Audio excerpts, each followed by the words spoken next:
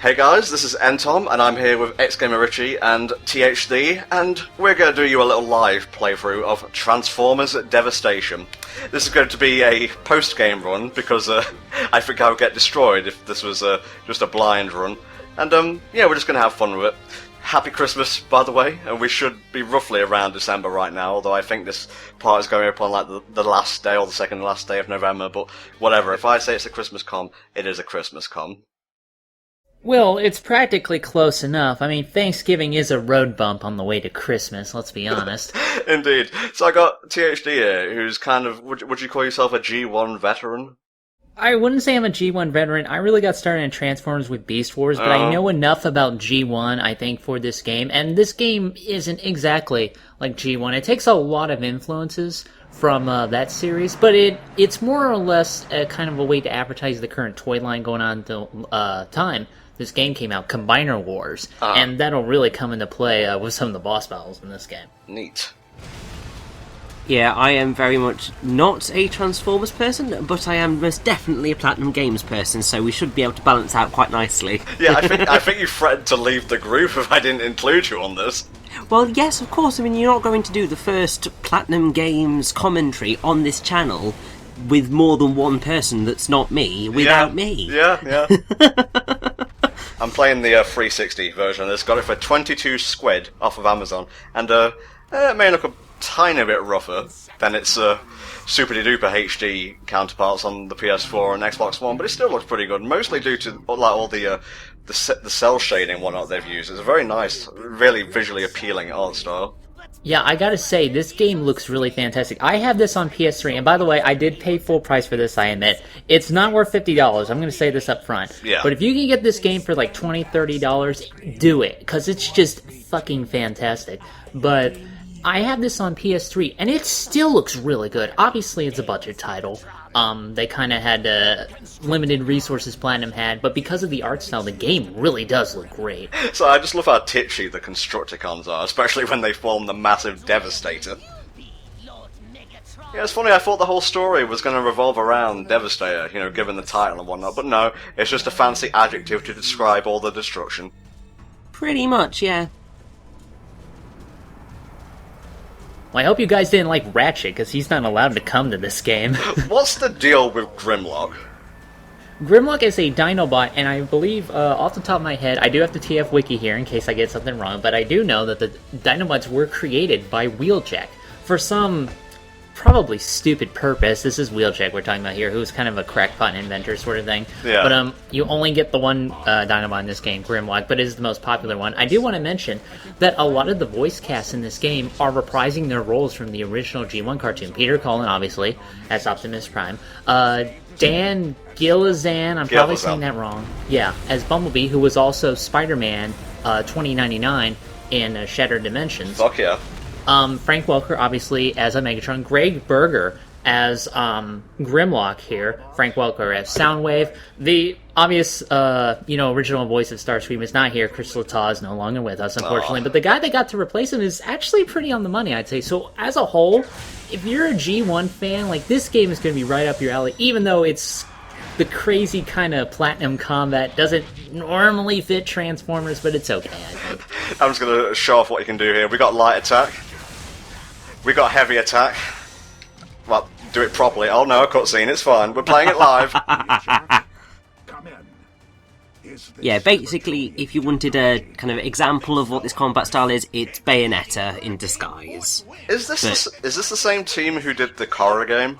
I believe it is. I believe it's the B team. Yeah, and although I've heard a lot of things about The Legend of Korra, I did not play that game. I heard it was okay, middling, sort of. I have to say, if Korra was not like this, I totally believe it, because I had the biggest grin on my face as I played Transformers Devastation the first time. It's just a thrill a minute from start to finish. I was just loving every moment of it. Oh no! Copies of the same robot, Hasbro, how dare you! I believe these are called Battle Chasers. I'm not entirely sure. Runamuck and Runabout, I believe, are their names, so obviously they're good as, Decepticon drones here. Oh yeah, witch time, bitch! Yeah, this is basically why it's Bayonetta, and you can also tell that it's definitely Bayonetta because of the parry, because you can purchase the parry in the shop when you eventually get to the shop, and it's the push the left stick forward to parry rather than push forward and press the X button or whatever. I don't really rely a lot on parries. I tend to rely a lot on dodging and countering for the most part. This is the first real Platinum game I've kind of gotten into. I've played Vanquish, like I played that beforehand, but it's not like the Platinum as we all know them, the crazy melee combat kind of stuff. So I would say if you're looking to get into Platinum games, this game is actually a pretty good way to get into it, because normal mode is fairly easy, I found. And I'm not saying I'm like amazing at video games, but I'm also not saying I suck at them either. So, I really think this is a good way to kind of get into that. As a result of playing this, I have wanted to play Bayonetta 1 and 2, so if I can get that for like Wii U down the line, I'm definitely going to give it a shot.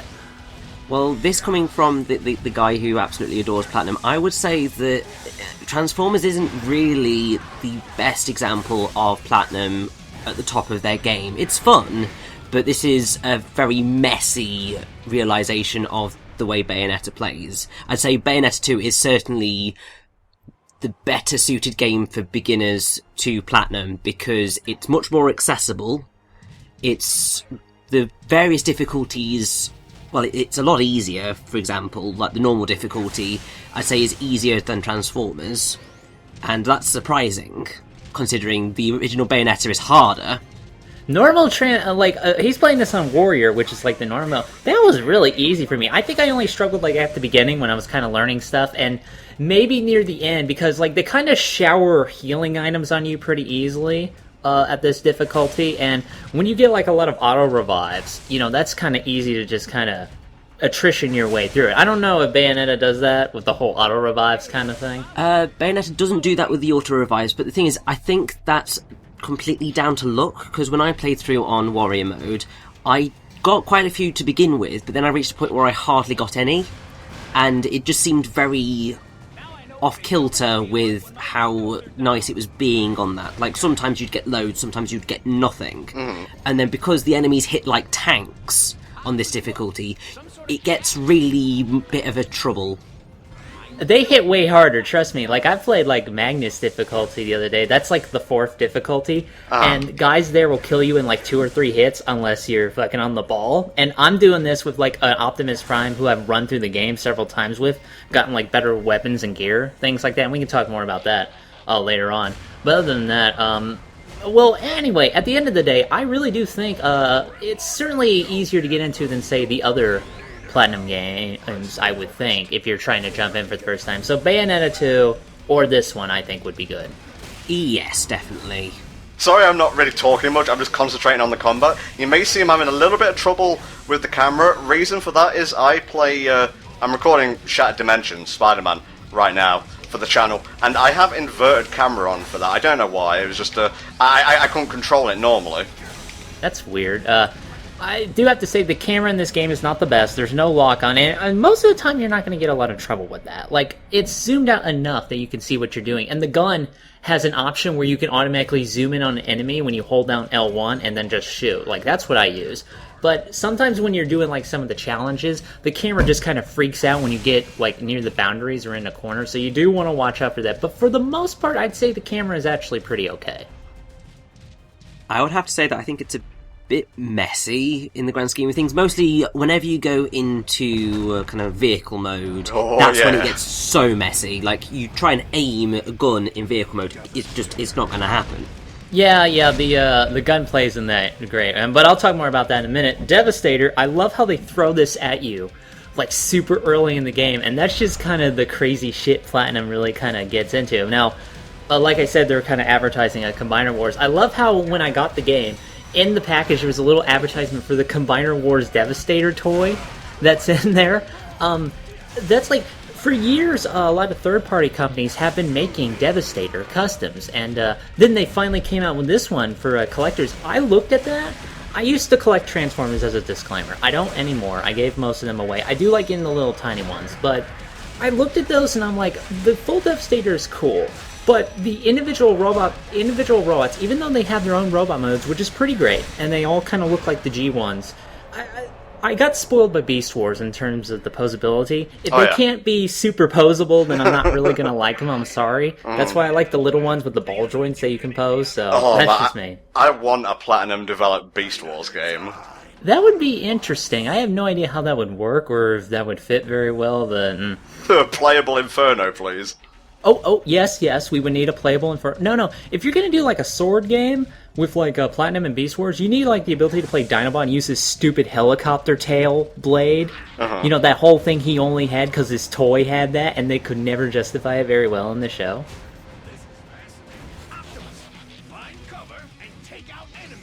Now, you are going through this, like you said, New Game Plus, but what you usually do in this game is you kind of start as Optimus Prime, and you go to Bumblebee, then you go to, like, Sideswipe as you're learning the different stuff, and then later on you unlock Wheeljack and Grimlock. The thing is about Wheeljack is that he's focused on ranged. His stats are built towards range gunplay. He has a shield as his special ability. But the problem is with guns in this game, they're serviceable. Yeah. But like what Richy was talking about, when you're trying to aim them in vehicle mode, they just kind of crap all over the place. They're not that great. The game really wants you to focus on melee, and that's more fun anyway. But I focused on like a ranged run for Wheeljack, and it's just not that fun. If you're going to play Devastation, just focus on melee and you'll have a way fun time.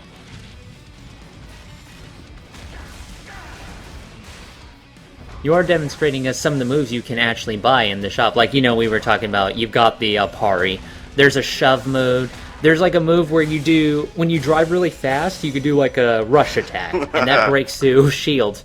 If you do it right, and if you hold it down, you can actually have like them kick the enemy, and then if you start pressing triangle a bunch again, you'll have Optimus do like a bunch of rapid fire punches, like aura, that kind of shit. There's no reason he should be able to do that. Because have you seen G1 Transformers, either of you? I've seen bits and pieces of it, yeah. Yeah, a common complaint of this game is that even though there's a lot of G1 influences, it doesn't really feel like G1. And I admit that because G1 was clunky as shit when you watch the show. The animation is not very good, and it's mostly gunplay, and it mostly looks really stupid. And that's fine, I get that. I had a ton of fun with this myself, but at the same time, I can understand why people liked, the War for Cybertron, Fall for Cybertron kind of games. I need to actually go back and play those. I have actually played War for Cybertron. I enjoyed it a lot, actually. Well, I've played that too, with my cousin, but I need to, like, go back, do that proper, and then do Fall of Cybertron. But I think there's room for both types of games. I would love a sequel to this game, because we'll talk more about that later when we get to that, but I think they have something good here. The only real problem, I believe, is the fact that they sold it for $50. So yeah, people were kind of reluctant to get into that. I paid full price, like I said, but I just loved every moment of it. So if you're gonna do that, play the fuck out of it, is what I'm trying to say. Fuck your shield! It's just so fun. Yeah, that kind of, the rush attack is so satisfying to pull off. Oh, the soundtrack is so good! And the soundtrack does not fit Transformers at all. I'm going to say this up front. It's pure platinum, and that's fine. See, I made a platinum pun there. But Vince DiCola, who worked on music for Transformers and the movie, actually contributed to this soundtrack. So it is Transformers in its own way, although with all the, guitar riffs going on, it really doesn't feel that way, I gotta admit. Now, I actually really love Megatron's design in this game, because like I said, there's a lot of G1 influences. But it's not straight G1. It's not straight G1, exactly. Again, a lot of it's referencing Combiner Wars. Megatron's form in this game takes place, it references Combiner Wars Megatron, the toy that's out at the time. I never liked Megatron turning into a gun, and I know that's blasphemous. But I always... Why would he give himself to Starscream of all people? Exactly! Why the hell would he turn himself into a dinky little gun and give himself to the least trustworthy person on his team? Was he expecting Starscream to turn himself on him? That's what it just never made any sense. And obviously, the original toy line was based off a Diaclone. Okay. Like, they were using toys that were already made. Alright, that makes sense. But at the same time, I never really got behind the size-changing thing. Like, I think Soundwave's really cool, but I never got why he would shrink into a tiny cassette. That doesn't make any sense to me, especially for a Decepticon, of all people. I think his mode in this game, the tank, it's the perfect G1 Megatron. It looks like G1 Megatron robot mode, but at the same time, he has a practical and really cool vehicle mode that fits him perfectly. I think tanks make the best Megatrons, in my opinion. Oh, here we go. We're going to show off the loot system. You can get different items. I should really be letting you explain all this, Eldragon. You're the most hyped one here, but you get all these different weapons. They have different ranks. You can level them up. It's... Richie, what other Platinum game would you liken this to? There are no Platinum games that do this, and I'm pretty sure that there is a reason why, because I don't think it actually works properly, because the thing is that the game never properly explains how this all works, like what type of weapons are the best, and all of that, and it just kind of, I don't know, it's really difficult to figure out what works and what doesn't, and yeah, I'm just not a fan. I'll talk about that in a moment, but you do have a really cool system here. You can have Wheeljack make tech as like passive bonuses that you can equip to whatever character you're playing. And I think that was a really cool benefit. Optimus actually has the most slots. You're going through the game as Optimus, aren't you? Uh-huh. Okay. Because my personal favorites to play are Optimus because he's balanced, and Bumblebee actually has really good combo ability if you know how to use him right. The other ones, like I said with Wheeljack, not that great. Sideswipe's okay. His L2 ability, it just kind of dashes at the enemy. Meh, it's alright. I really don't like playing Grimlock. I thought I would, but he's kind of chunky to use. His grapple isn't very good, I found. I just prefer to be mobile, and I think Optimus Prime hits that good balance between, power, speed, things like that. Also, he has an ultimate move where he like punches the ground and it just kind of nukes everything around him. So you can call that either the touch or the punch that kills everything, and that's both Transformers related, so that works out. Should I stick some gloves on here? If you want. Yeah, we are doing this live. This is kind of new to me. I admit, the whole kind of live playthrough sort of thing. Yeah. What about Burn Grenade Launcher? It's quite powerful, but it doesn't really have that much ammo. Well, what I like to tend to do is I like to rely a lot on, when I need an explosive weapon, I like to get the heat-seeking missiles, and then I like to use the more direct, heavy ordnance for another ranged weapon. And I like to have a sniper back up, too. Or sometimes I get, like, a spread shot for, like, mixing up my combos, and then I can just hit him with a spread shot blast and then continue from there, because sometimes that stuns them a lot. And Richie, I'm sorry, I know I'm talking way too much here, so I'm going to let you have something to say. It's fine, man. I actually enjoy hearing how hyped you are. Yeah, like I said, I really like this game, and I've been playing the fuck out of it, and I had a really great time. So I'm kind of excited to sort of share that with you guys. I can't believe I went through the whole game without ever leveling up. Well, I mean, the thing is that you don't really ever need to, because you do this automatically during combat. Like, you fight, you will eventually level up, but you can obviously pay to increase your kind of level if you want to. The thing is that if you're playing early on, you're not necessarily going to have enough kind of credits to do this, so it's not really worthwhile. Obviously, if you're doing New Game Plus, then hell yeah, go for it, but there are moves that you should be buying rather than putting it into this. What the hell does Furb mean? Furb? That's, Fire Blast. His stats are based on the Transformers stats that they have on the back of the toy boxes, actually. Okay, that makes a lot of sense. Let's look at moves before we head on out of the arc. Now, I will agree with Richie in that they don't really explain a lot in this game. The documentation is kind of varied. They don't tell you what a lot of shit does. I've also had trouble activating some of these moves. I found how they activate them wasn't really that descriptive, so that is a big detriment to the game. So what you'll want to do if you do want to play this is you kind of want to... There'll probably be some FAQs out there already who can much better explain what the hell you're actually doing, so you want to check those out. We're just playing casually, really. By that I mean I'm playing casually and these two are doing all the talking. I mean, if anything, the two moves that I would certainly recommend you buy are Still Safe, because that essentially works as the game's bat within. So if you dodge at the last possible moment, like just about as you're about to get hit, then you will still be able to dodge, and it's perfectly fine. Uh-huh. The parry obviously allows you to parry and allows you to do a counterattack immediately afterwards. So those two are really your best bet if you want to give yourself a slightly easier time avoiding attacks. Well, look out, lads. Slightly stronger enemies. I think that's Run Amok. I agree with Still Safe. That's a good move to get. I didn't really parry that much. I'm trying to remember some other moves that you may want to get. Ultimately, you'll want to get them all eventually.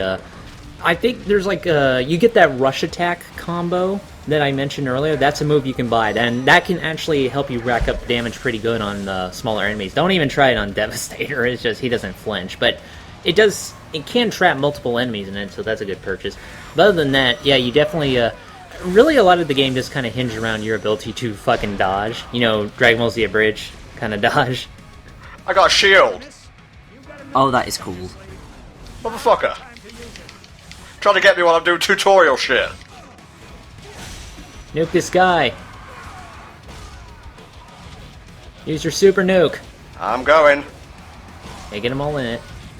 There we go, the punch of kill everything. That is really the best super, because I'm just doing these off the top of my head. Bumblebee has like a bunch of bombs he throws, I believe. Yeah, he has bombs, they're okay. Who is the red guy? Is that Sideswipe? Sideswipe, yeah, he's got like a missile launching thing. I didn't really find that one very effective, to be honest. Wheeljack and Grimlock I have not played with at all. Wheeljack's super is pretty decent. Most of them are pretty much screen nukes, in a way, sort of. Wheeljack's is pretty good. I'm trying to remember Grimlock's. What was Grimlock's super again? I don't know, because I never used it. I tried playing as Grimlock, and I hated every minute of it because he was slow, and his attacks were slow, and I was just like, nope, this is not a thing that's happening. He can't use as many weapons either, so he's really kind of, if you just want to challenge yourself for no reason, I gotta admit. Just making sure I don't miss anything. Because I kind of just breezed through the game and beat it in about 5 hours, except for like a couple of bits where there were like choke points, like one defend this guy mission later in the game, which I've been bitching to Richy about all week. It was it was par for the course in terms of like platinum difficulty games, but not the hardest game, at least on the difficulty I'm playing on.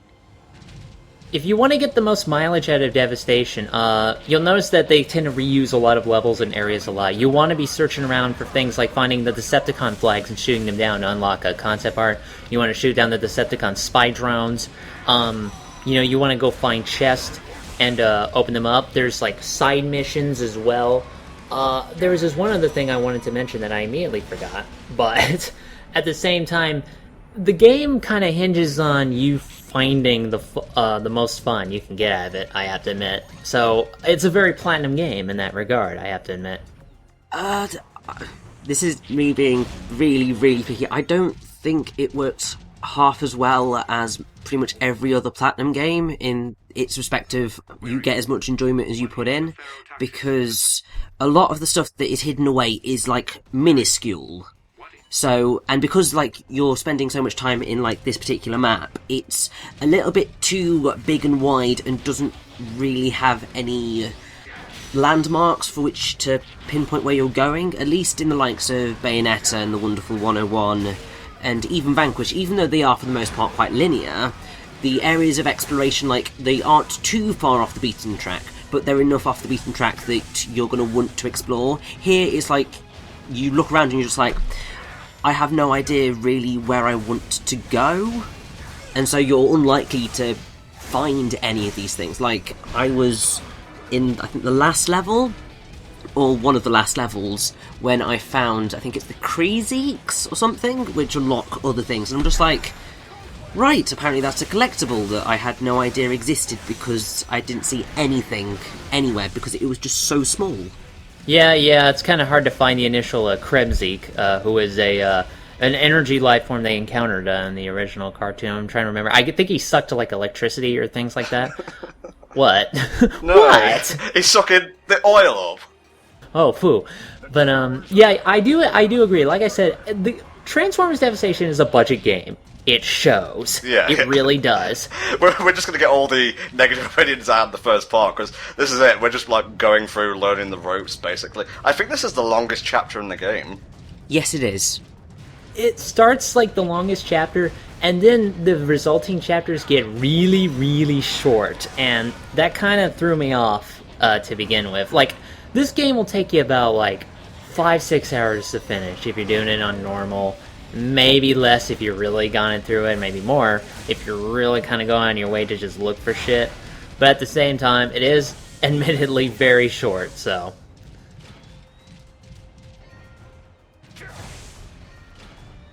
But I think we're actually heading up to... Oh no, we're not even really heading up to the end of the first chapter, are we? Because we've got this fight with Megatron, correct? We fought him once. I know we fight him again. We've got to take down the Constructicons now, I believe. Yes, so we've got the rest of that. But... So yeah, we've got about maybe another 10 minutes of this chapter, I guess. Wow, blowing through it. Yeah, I think next we're gonna have to chase him, and then we fight the Constructicons, and then we'll fight Megatron again. Oh, I love these guys. Maybe it was just my love of Power Rangers and like the Zords growing up, but I think the most interesting Transformers for me were always the Combiners. Oh yeah, definitely. Like, I'm trying to remember, like, I know, like, when I was a kid, I remember actually getting, like, Motormaster, who was part of the Stunticons. We'll meet Motormaster later on. But I don't really think I got into any, like, really knew about, like, Combiners until I learned about Scramble City, which was, like, an OVA they made that kind of explained about guys like Superion, Bruticus, things like that, who also feature, in the War for Cybertron game. So there's definitely a lot of Combiners to go around, yeah. Motherfucker. Yeah, this section's a bit of a mess. Like, when you're playing it the first time around, you're playing it with Sideswipe, and his primary weapon is a flamethrower. So you kind of get up to Megatron and you're trying to fight, and you're just like, I cannot see a thing.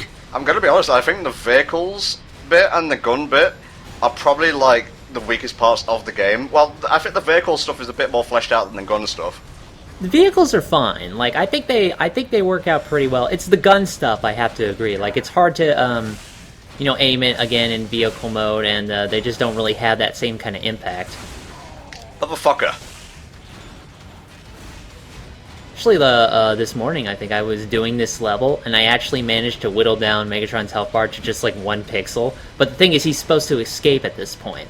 So, he just kind of ran around with one little sliver of bar, and even though I was shooting him in the back, it wasn't even doing anything. I think another thing like that happens later on, yeah. Well, there is another chase sequence that you can do, but what's really quite cool in that one is that you can defeat that particular enemy before the race is over, and you actually get an achievement for doing so. I always get caught by this too. I always keep forgetting he goes this way. Alright, let's get some Constructicon action in.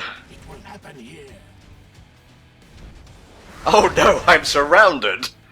You fell into my trap, haha! Yo, I got a boxing ring, let's go. Okay, the start of this sounds like something directly out of Rising. And you gotta watch out for the fence, because it will hit you, especially if you're doing your combos, so you gotta watch out for that. That killed me so much, because you originally do this fight as Sideswipe, and I didn't really know what I was doing, and I just got the shit kicked out of me over and over and over in this fight. I got really frustrated with it, I have to admit. But the thing is that you can actually use that against Megatron, so you can fling him into the electric barriers, and he will also be hurt by it.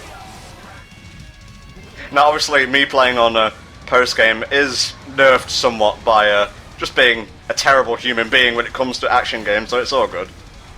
Well, I mean, I have to say, Tom, you're doing pretty damn well considering you aren't really an action gamer. I can mash buttons with the best of them. I mean, I guess that does bring up the point about Devastation, is that it is probably the easiest Platinum game in which to mash buttons. Yeah, sorry, I just love that. Oh no, but yeah, I liked how you both just kind of fell apart when you won. I guess I lost style points for taking so much damage. Well, yeah, because I mean, that's how pretty much every Platinum game works. If you take damage, you don't get as many points. If you don't have a high enough combo, you don't get as many points. And if you don't beat it in a timely manner, then you also won't get as many points. If you don't buy the next game, you won't get as many points. Well, let's hope enough people bought this game, because I want to see a sequel. But man, like, I always get so mad when I'm doing really good in a fight. I'm like, A rank? That was at least an S. Go to hell. Yeah, I've like no damage Ray in Metal Gear Rising, and it gave me like a fucking A rank. That was at least an S, bitch. That's all about those combo meters.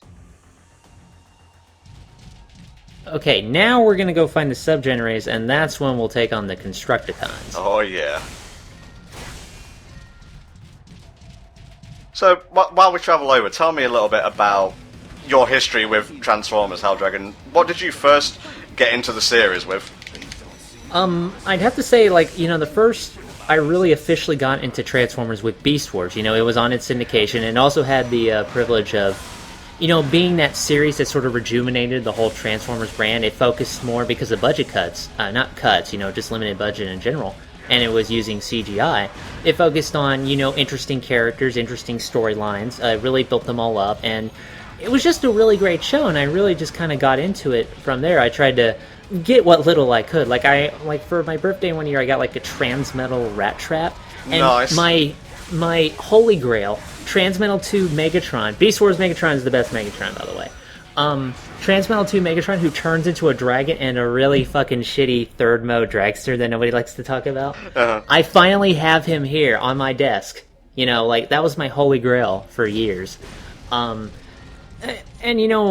from there, I also really liked how the Beast Wars toys kind of spoiled me on toys in general, where, they were all transformable, they all were really posable because of ball joints, the plastic was cheap enough. Yeah, but, I think we've already covered this ground, yeah. Man, fuck Hook, by the way. I hate Hook. Like, every time I'm trying to do this fight really good, his fucking hook attack catches me off guard and hits me and takes away my break. I hate that guy. Oh my god, I fucking love this theme. Oh. This seems pretty good, yeah. Okay. Gotta give it the bee's knees. I did this as Bumblebee, and I just had the hardest time because I was still getting used to the game, but I just wasn't used to having two bosses wail on me like this. What the hell was that? I don't know. Now, Richy, I don't know if you'll agree with this comparison, but I was watching two best friends, or the Zaibatsu, I guess, play through just the chapter that we're playing now, I guess, and they compared this to Grace and Glory, or Gracious and Glorious. Yes, I suppose. I mean, the thing is that with Grace and Glory, they are kind of the quintessential evil Bayonetta enemies, because they come at the start of midway through Chapter 5, / near the start actually, and they are really difficult, and they do constitute a massive difficulty spike in the game. Later in the game you get Gracious and Glorious, which are much harder versions of those enemies that you can't actually use Witch Time on, so they're even more evil. But so I would say that yes, these guys do quite fit the bill for Grace and Glory, but the thing is that they're not quite as aggressive, I would say, as Grace and Glory. Those guys were mean, and the fact that they came around the middle of the game, or like nearing the middle, these guys have just turned up right now in the first chapter, so it's not quite the same thing, but it's a good comparison, more or less. You can't blow up the stars of the show. They're sleeping right now. Yeah, they're completely sleeping, with all those holes in them. Totally sleeping. Let's do this properly. This is a move I picked up from the shop. You press B, automatically go to full speed. That's also pretty, well, I rarely have an opportunity or reason to use that, but it's good to, get, like, after you've spent enough on all the other essential moves. It's a nice little bonus to have. I mean, I have to say, it's probably also very, very, very useful for those shield enemies, because I found that they were one of the most infuriating things I had to face. Because, like, there are times when you've got shield enemies about, obviously you need to be driving around and get up to speed to be able to get rid of those shields. Otherwise, they're just going to stop you from attacking, and can break your combos so easily. So having a move that will allow you to immediately get to full speed is helpful. Also another, if you do like the rush attack combo on them, I find that carries over into breaking shields because it's kind of a derivative of the original rush attack you were doing. So I also think that's a good move to use on shield enemies. Whoa, okay, was not expecting this. Just shoot them all down. You can actually shoot the little moving things, and they'll destroy the barriers. Neat. There you go. You're using Megatron's fusion cannon, aren't you? Yes, I am. Yeah, you can get that. You can also get a loudspeaker from, and you can also get Shockwave himself as a weapon. Oh, I'll have to look out for that. Okay, yeah, just gonna skip all this. Well, I mean, pretty much all of the big bosses have a specific weapon that they unlock afterwards, so that's quite a nice touch. I like using Menasau's sword for a bit. Yeah, I have that, and I've been trying to use it. Hold Y and then mash it. Oh, okay, maybe it's because I was pressing Y and then mashing it. Yeah, when you do the rush attack, you have to hold it down. Optimus will do a kick with one foot instead of two. Then you start mashing triangle again. That's when you can do the rapid fire combo. Just gonna buy a couple of these. It's a good idea, just in case things go south. And they will. Oh, will they ever? Well, I mean, considering how high a level Optimus is, I'm sure it won't go quite as badly as it could do. Oh, Richie, you have so much faith in me. Yeah, that was his first mistake. Wow, the load times, I forgot about this. They're not too bad. It was a few days ago when I basically marathoned this. Took me, as I said, 5 hours. I think we actually ended up getting Transformers Devastation on the same day, because it was like the Sunday or something. Which is really odd considering I ordered it like a few days beforehand. And yet it arrived at pretty much the same time considering you'd ordered it like the week before. That's Amazon for you. Yeah, it was bizarre. But I ended up doing it in 2 sessions because I just thought I can't be bothered to do this all in one go. So I finished it the other day. I'm going to dig your grave, Autobots! That's a scavenger, I think. Yeah, scavenger's kind of a dork. Yeah, there we go, see. Trying to think of my favorite Constructicon now. Probably the Steam Shovel guy, although this guy with the drill on his arm, that's pretty good. Oh, that sound. Bone Crusher! He was such a puss in the, 2007 movie. What happened? Da-da-da-da-da-da, get fucked! You've got the touch. The explosive touch. That's true. Well, that's the power of Sam Bush. He can kill most things, I guess. So what's your preferred weapon combo? Do you like using twin swords, or do you prefer another weapon? I like using the gloves myself, because it's just kind of funny to see like Bumblebee punch Devastator in the knee over and over until he gives up. I'm all about the dual-wielding cryo swords, really. I think, it took me the longest time to find a weapon that I really liked, and in the end it was just a single big cryo sword. I think it was because it was a very powerful weapon, so obviously that made things a hell of a lot easier. But the cryo weapons are really good, because, I think there is a sort of thing of elemental damage with some of the enemies, so, when we eventually get to fight the Insecticons, they are weak to fire. I didn't notice that much, but you can get elemental weapons that have skills. The big thing about this game with the loot system is that you can synthesize weapons together. Yeah. And what that'll do is that if you put it in different slots, you can build a super weapon basically with a ton of different skills on it. And they do have skills for some weapons that do burn damage, or they freeze them, or things like that. And you don't always get those on the elemental weapons, so really, it's just kind of incentive to give as many weapons as you can and build a really good one. I'm gonna go hand to hand with these guys and see what's what. Yeah, one of them is being a bit overdramatic. Long haul. Yeah, I move shit from point A to point B. Alright, let's roll shit. Oh, you gotta learn to dodge, dude. Yeah, I'm a bit late on that, don't worry about it. This fight can be a little bit... Yes!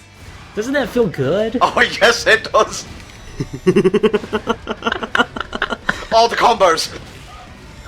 My god, Tom's fucking going nuts. I love it, see? See, that's this game. I had the biggest smile. I just had so much fun just kind of watching the entire spectacle and doing all this crazy shit. It was great. Oh, I gotta do it again. Oh, shit. Watch out. There you go. Oh, it feels so good.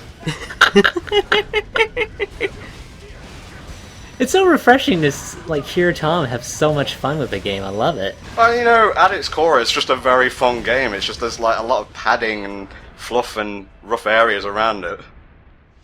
I think this is probably one of the only examples where I'm probably the least happy person of all of us with a particular game. Yeah, Jesus. Which is insane. Well, you have to admit, though, there's a good idea here, I think, and you have to admit, if they did do a sequel, they would probably improve on a bunch of stuff, and I think then you'd like it a lot more, you know? Oh god, yes. I mean, the thing is that there is a lot here to like. It's just that it's so clearly a budget title, and it really, really suffers. And, I can see the elements of Platinum games that I love, but it's all just not quite there. And I think it is entirely down to the budget at the end of the day. Yeah, because these things happen. I also think it's partly due to the fact that Hideki Kami is probably the only Platinum director that really knows how to create an excellent package for a game. Like, all of the other Platinum titles not done by him have always been just slightly off or slightly underfilled in terms of their content. And it just grates a little bit. But I think should they ever get to do a sequel, and as long as Activision actually gives them a goddamn budget, it will be amazing. I really do think they kind of did the best with what they had. Like, this isn't like a Korra situation, I believe, from what I've heard. You know, I really think that, yes, there is a lot of problems with this game. Yes, it's obviously a budget title, and yes, there were some things they could obviously do a lot better, but I think based on what they had here... Good shot, Tom, by the way. I'm trying my best. No. See, that's why he's the leader of the Autobots. Optimus Prime, voiced by NTom 64. Going the wrong way. But, like I'm saying, you know, I really do think it's that. I think the team did the best they could within the limited options they had. So, really, like you said, you know, it's a budget problem. And if they can get around that for a sequel, I think we would get something really kind of awesome and hype out there, you know? But as it stands right now, that's why I said don't buy this at $50, because it ain't worth $50. I'll tell you this right now. But what you have here, if you can get it at the right kind of price, I think it's worth it, definitely.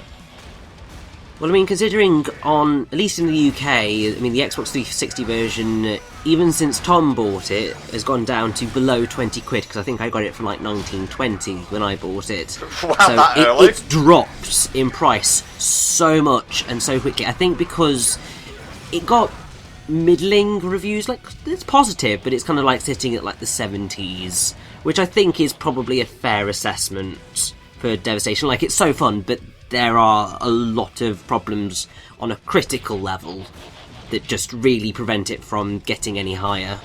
I wouldn't say it hurts I wouldn't say like you know, and I understand I'm kind of going over the same ground. Just to be very quick and blunt about it, I understand there are problems, but I don't think it makes the game unplayable. You know, it's not like this is a deal breaker. Like I said, you know, get it for 20 or 30, ideally for 20. And you're fine right there, you know, because if you could just not have to pay full price for it, I think you'll be fine with the amount of content and what's in here, you know? Choo choo! So, which Decepticon is this door supposed to be? Doratron. It's a Gardotron. No, I'm trying to think of a door term. Like a screen door kind of thing. Thresholdatron. Thresholdatron, yes. Alright. I guess I should take the time to explore a little bit more, because I wasn't getting nearly this many power-up packs. Not the first time. Whoa! The Constructicons combined to form Devastator? I never would have seen this coming. Can't wait to get this toy. Buy me now! I am now available everywhere. Okay, the first one was the practice run. He's a lot harder this time around. Oh god, yes, is he harder now? And considering like the first time most people will face this, I'm sure this is probably one of the things that people will struggle on so much, because he really does hit like a tank. Oh no, I think if you're good at dodging, I think Devastator's okay. Really, the only attack I would have to watch out for is the one where he brings up the earth, because that's actually kind of hard to predict in when to use the dodge for. But other than that, if you know how to dodge shit, I think you'll be fine. Also, if you hit him in the head, you'll do extra damage. That's true, and if you hit a combiner in the legs enough, they will actually stagger and, you know, go to their knee, and then that'll give them more chance to do damage.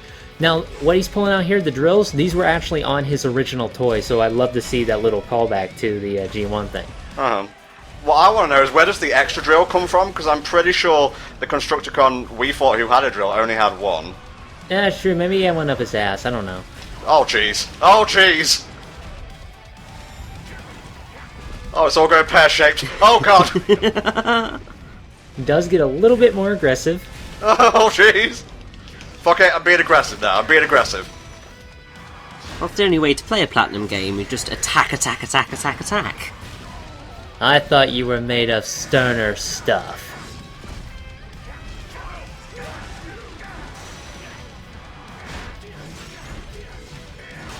That's my problem. I try and be fancy, and then I just end up not doing very well. But you know, I've got Robo Witch Time here, so it's fine. Yeah, I have no idea where they got the whole Robo Witch Time thing from, but it seems to work out for Optimus, so alright. It's called Focus in this game. But it is Witch Time, let's be honest. Yeah. I have to say, considering how mostly well you're doing on this, Tom, I would really, really, really like to see how you did at playing Bayonetta now. Because obviously I know that you tried to play it on stream... Jesus! Jesus! Now you spoke a bit too soon, Richy. Yeah, obviously Tom tried to play Bayonetta on stream quite a few years ago, I think, and obviously you gave up around Chapter 5, because, I mean, that is the part where there's the massive difficulty spike and it's not quite as fun for newbies, but I'd be interested to see how much you enjoyed playing it now, considering you've gotten a bit more experience in the Platinum vein. Did you not see that last fight? Well, yes, I did, but I would say that that's very much Transformers Devastation's thing of the enemies hit like tanks and can take off nearly a full health bar if you're not careful. Gotta say, I do, you know, I love hearing Frank Welker do the whole Megatron thing again, and Peter Cullen, you know, do Optimus Prime. It's just really great to hear them kind of, you know, go at war over their ideologies all over again. Even though I admit I didn't grow up in the 80s, so I didn't really watch G1 Transformers, but from what I've heard, you know, it's really iconic. Like, when you think of the 80s, you think of G.I. Joe, Transformers, you would think of Jim, but apparently the movie didn't work out that well. Jesus. And that's the end of the chapter. No deaths. Can't. Yes, no deaths, but you missed 3 verses, so... Man, you should see how many I missed in Rising. It's fine. Okay, let's go into Chapter 2 with our heads held high and maybe try a bit harder, not get devastated.